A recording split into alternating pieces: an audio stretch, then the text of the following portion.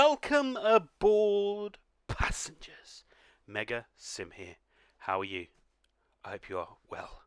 A little bit of a delay, just because I had quite a lot on, as you know, because I mentioned it in the stream and in yesterday's video. So wasn't able to do this news article until today. So, the Formidable 465. The 465 is now available since yesterday on Train Sim World 2. Just as a reminder, the 465 is a Loco Train DLC and it is on top of the Southeastern High Speed. So you need to get Southeastern High Speed, then you have to pay for the 465. Just as a reminder, because I've had so many comments, people saying, is it coming out for free? Are we going to get it? Blah, blah, blah. That is how it works. You get the Route DLC, then the Loco/Train DLC.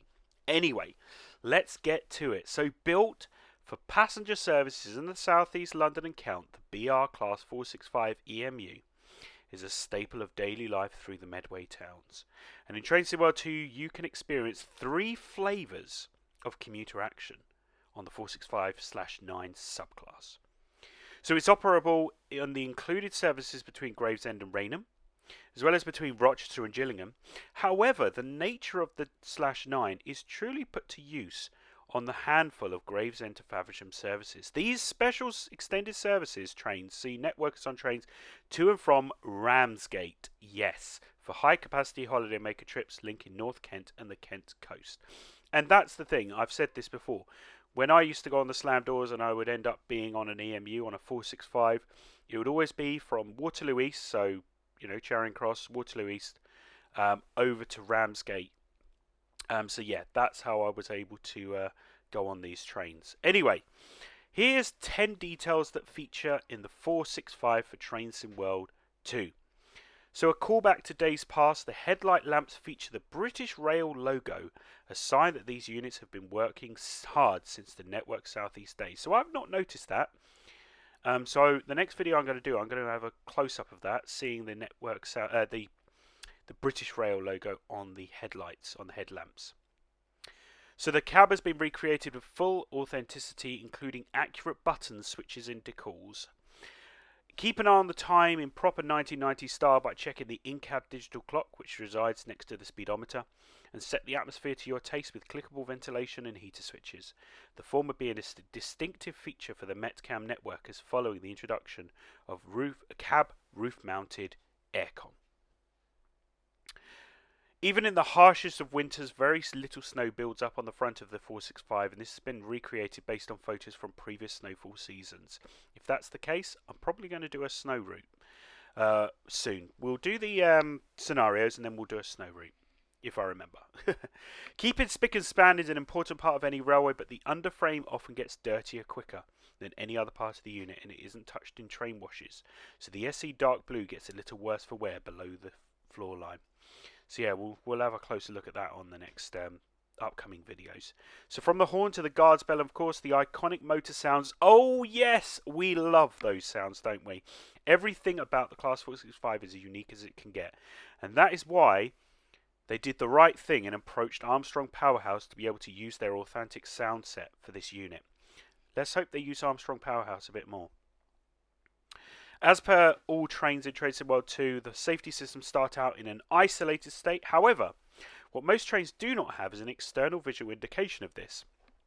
So the 465 features 2 lights above the destination board, and if the purple light is lit, that warns others that the safety systems on that particular unit are isolated. You can also click various MCB switches to trip systems such as the traction and door control. Entering and exiting the cab is something all drivers obviously do, but you can click on the doors to open them, but they're not just any typical doors with handles on them. You can use buttons in cab to be able to open and close them. So I might try that in a future episode as well. So yeah, some really good little details that they're giving us on here. Pulling up to a station where the platform is on the far side, you have the choice of passenger door buttons to use. You can use the ones on the desk in front of you. However, it is encouraged that drivers use the second man side buttons so they can see more clearly to ensure all is safe. And these door buttons are fully functional in the 465. I say fully functional, it just says functional. On the long stretch between stations, we can use our speed set to hold any desired speed, but it needs to be noted that there are two conditions in order for the speed set to be functional. You need to be in notch 4 on the power brake controller, and the second condition relates to the final feature. So the network has been through many changes in their lifetime, both visual and functional, but perhaps the most notable change, certainly for the prospective enthusiasts who enjoyed listening to the additional motor audio it would add when coming to a stop, was the overall isolation of the regen and rheostatic braking capabilities. Some units can still be heard with these systems enabled, but it is a rare occurrence, as in recent years only a few 465s have been heard as such. So I think the reason why was because as they're getting older, it's just having a few issues with it, so they just use the normal brakes. However, on Train Sim World 2, fully functional.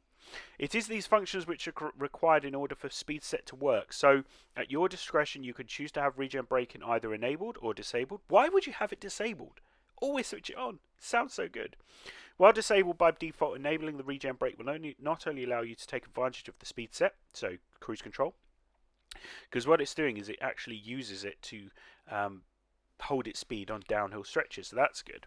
But it also completely transforms the audio experience when braking, hearing the traction motors wind down in nostalgic fashion, as you call it each station. Casting our mind back to feature 6, the regen brake also has its own indicator light above the destination board, and this is white and will extinguish should you enable regen braking. So as we know, 465 is available on console and PC. We've got it on PlayStation 5, so over the weekend and the coming few days we will be driving more of the 465. If you do have any comments, leave them down below. Any suggestions or any tips that you have found when driving the 465. Have you got it already? Are you still umming and ahhing about it? Let me know. It'd be cool to know, to find out. But yeah, don't forget to subscribe for more videos from Mega Sim, and our social media links are in the description below. We will see you on the next video. This is Mega Sim out of here. See you later, guys. Bye bye.